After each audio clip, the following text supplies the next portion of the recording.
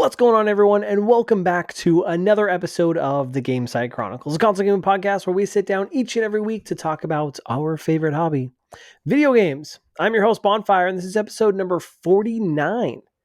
We're coming up on that 1 year mark. I still don't know what I'm going to do to celebrate, but it's pretty exciting nonetheless. Hope you all are doing well out there, staying safe, maybe playing lots of video games. And for those of you that work, either a federal, state job or within the financial industry, hope you had a great MLK holiday because you probably didn't work, even though I actually think a lot of companies take that day off, which is great. So hopefully you had a nice long weekend celebrating Martin Luther King or just playing video games or hanging out with your family, whatever. I know for me this week, because of the holiday, it just kind of flew by for me, being crazy, busy at work and then, preparing for this episode. And it's kind of funny because it feels good to sit down behind the mic and get ready to talk about video games. But I realized I put a lot of pre-show work into it, like stuff that you wouldn't even see. That's all behind the scenes stuff. And I got my notes up here and I try to make sure, I get, bullet points and things that I want to touch on in there. Just because since it's just me, I got to make sure I fill all the dead air with it. And yeah, it's just kind of funny how it works out that way. So sometimes I feel like I put so much time and effort into, my notes and getting prepared for the show that it outweighs the time I'm actually sitting down here talking about video games. But such is life. That's kind of how these things work out. But I think we got a lengthy and exciting episode this week. Now, I want to say, I hope you guys enjoyed the previous episode talking about Hogwarts Legacy. All over Twitter, even on YouTube and stuff like that, I just see this stuff is blown out of proportion and you see kind of both sides of the spectrum here. It's kind of wild to see how controversial this is. And even after diving into it, still don't understand. But also, I hope you guys understand kind of why I went back and re-recorded some of it, just to err on the side of caution, to not get too involved in this craziness. So I really appreciate that and hope you guys again understand that. I'm still very excited for this game though. Like regardless of all that, I feel even more inclined now to pick it up day one and jump into it. And even after watching that, some of the gameplay, like I watched that, I think it was one of the developer commentaries where they showed off some extended gameplay. And I didn't watch all of it, but I watched a chunk of it, and I don't know, man, this game looks awesome, and it looks like it runs pretty well. I hope it delivers on its promises, because if so, man, I think we're in for something special. And as we've noted last week, this game is going to be a big seller. And I think it's going to attract a lot of fans, even some that probably wouldn't even necessarily be into video games, but they love Harry Potter and the world of Harry Potter. So kind of a broad appeal with this game. Now, I do got to give a shout out to one of our listeners who wrote into the show over on YouTube, Aztec Powers, him and I go way back to the YouTube days. And he wrote in and said, also, unfortunately, you had to re-record. I wanted to hear your thoughts, but at the same time, I completely understand why you did it, even though certain topics seem like they can't be brought up or discussed without the BS. But keep up the great work. And Aztec, I got to say, I really appreciate that sentiment and your kind words, because it just, I guess it validates kind of the decision that I made, and I just appreciate the understanding and the empathy of that. So it's really nice to hear that, quite candidly, man. So I really do appreciate that.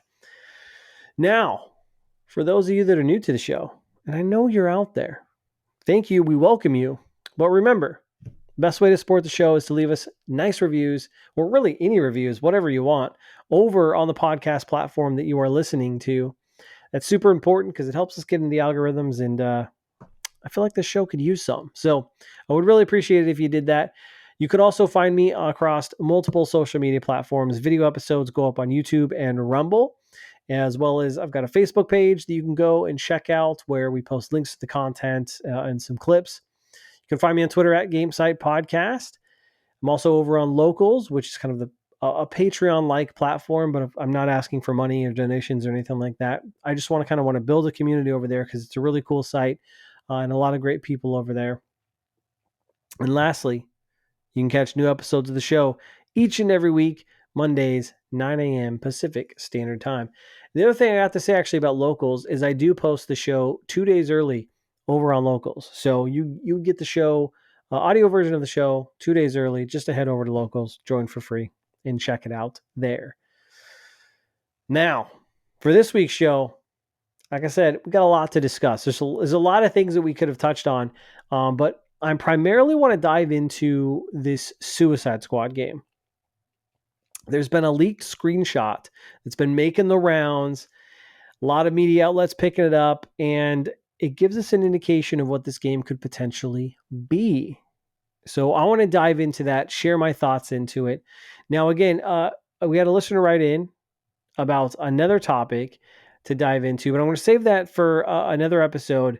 I do appreciate the recommendations. Keep them coming, of course, but I'm going to push that one out for the time being because we got this topic. I also want to share my thoughts on The Last of Us Episode 1, the premiere of the HBO show, and a couple other things we're going to get into. So, like I said, I do want to share my thoughts on The Last of Us Episode 1.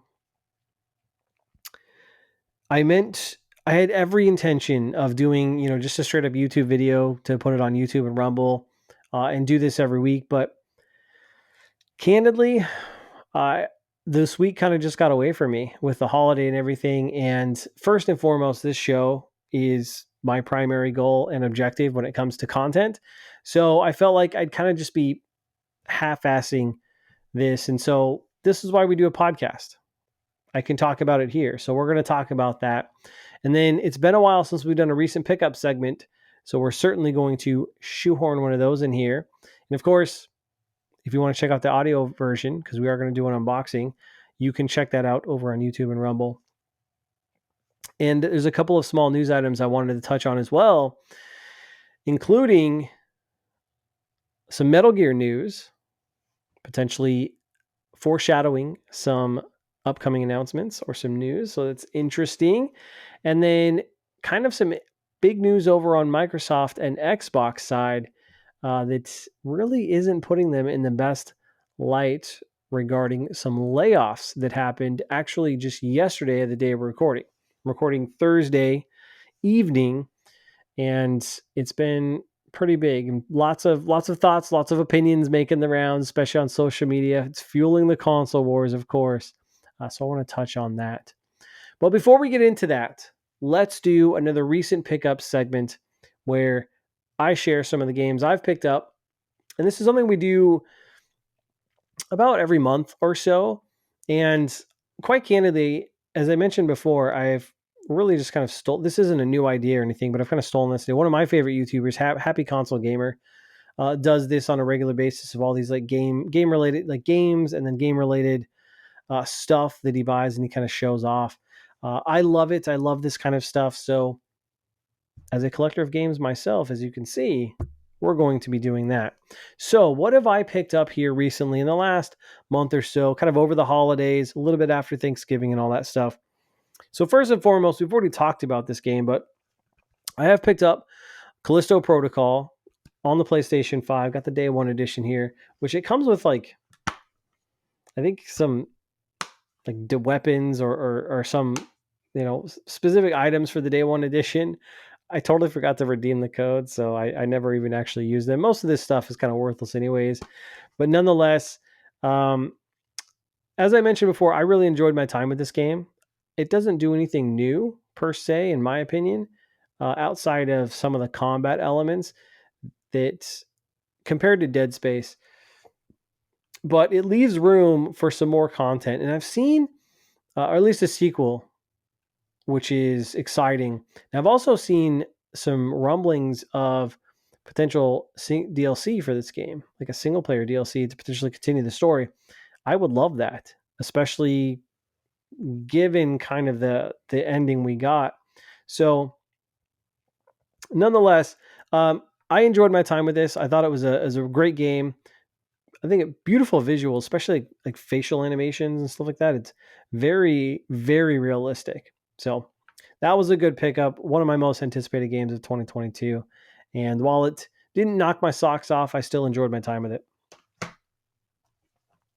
Another, this is a Black Friday special I got, but the Deofield Chronicle. And now I've talked about this game because they had a demo, and I was very intrigued by this game. There was something just kind of drawing it to me, kind of almost getting Valkyria Chronicle vibes with it. And I enjoyed the demo a lot more than I thought I would. And so I decided to pick it up. I don't know when I'm going to find time to play this, but this game, I enjoyed the demo because the combat, like this kind of real-time strategy, which I've never really been an RTS fan, but the real-time strategy like battles with it, that I played in the demo, I really enjoyed. It was fun. We talked about this, I think, early summer last year, or whenever they released the demo. That's when I played it and talked about it. But then also, the story was kind of starting to pick up, and I can just get a sense that like something crazy is going to happen in the story. And so I kind of wanted to see it through. So this one's in my backlog, but I'm kind of eager to check it out at some point because I do think it looks cool, and I kind of wanted to support them, even though, and got a Black Friday special. But yeah, Deofield, I think is what it is. Deofield Chronicle. And then this is another game we talked about that I played over kind of the Christmas break, and that is Call of Duty Modern Warfare, the 2019 version. As you'll see here, this is the Australian and New Zealand version that my mom got me, and I had a whole issue I didn't know this was region locked, but I found a workaround. But this campaign was awesome. I really want to play Modern Warfare 2, the new Modern Warfare 2's campaign, because I really, really enjoyed this. I like the way it's set up, number 2. So, like, this was good. I really liked this.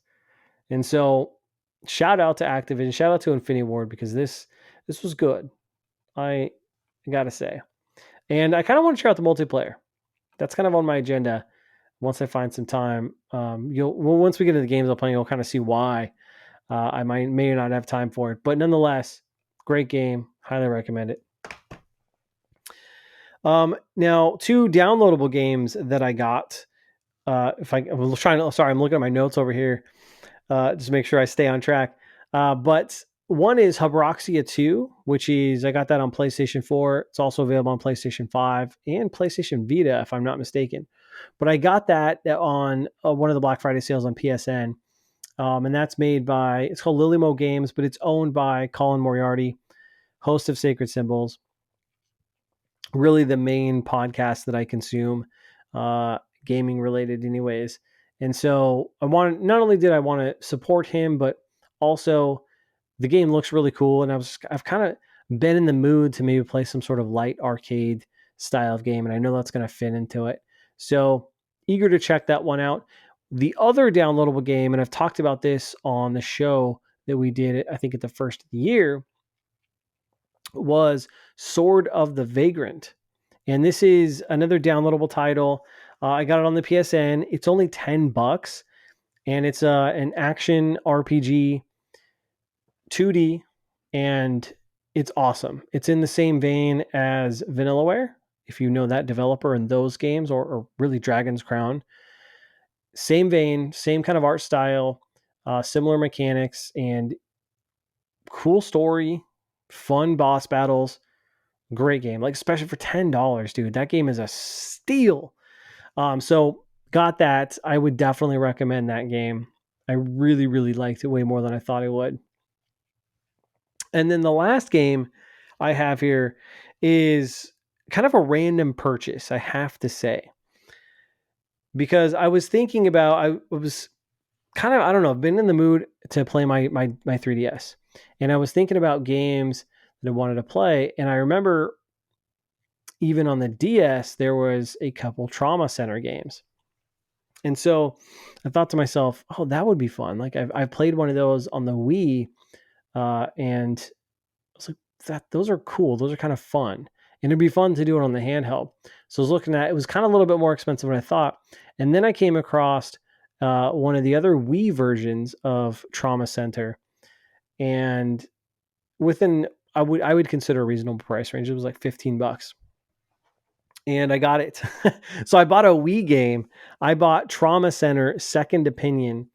Now, if you don't know what Trauma Center is, Trauma Center, I think it started on the DS and then kind of, I guess, gained a little traction on the Wii. But Trauma Center in this trauma series is basically where you use motion to do various surgeries.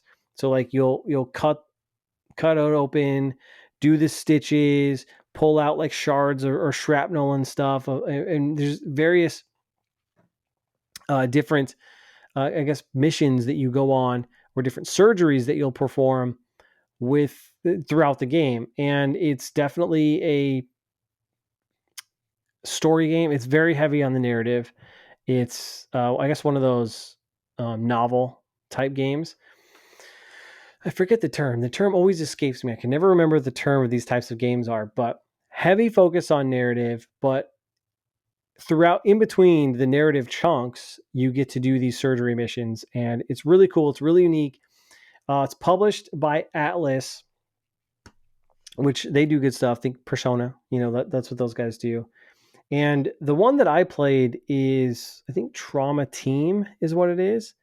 It's also very Japanese. I mean, you can see some of the characters here, super Japanese, but I love it. It was a really cool game, and some of the missions are fun and challenging. And doing the actual surgeries and being very precise, and you get scores and grades and stuff like that as you're doing the surgeries.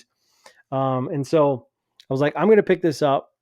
I'm definitely going to play this at some point here once I get a nice break, because these games are really cool. So I had to do it. And it kind of made me think, like, why haven't they made another Trauma Team game?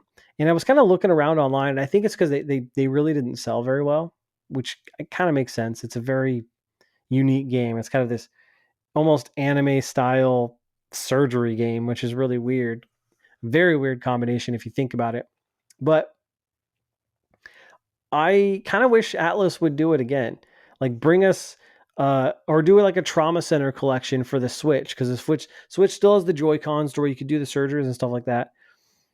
I think that would be really, really cool. Or I know the Switch has touchscreen. Maybe you could even use your fingers, or if they have like some sort of stylus or something, you could do that. Doesn't the Switch have like touchscreen? I could be completely mistaken right there. I know the Vita does. Maybe it doesn't. I don't think it does. Now that I think about it, I don't know what I'm talking about. I'm fucking crazy. Oh man, yeah, that's the Vita. So, anyways, well, they have the Joy-Cons though, so you know what I mean. They could still port those games, or even make a new one if they wanted to for the Switch. I think that would be cool. Because, like I said, I think this is a cool franchise. But nonetheless, we haven't got one in a while, so that's why I'm buying the old ones. So there's that. And then lastly, new amiibos came out. 2 new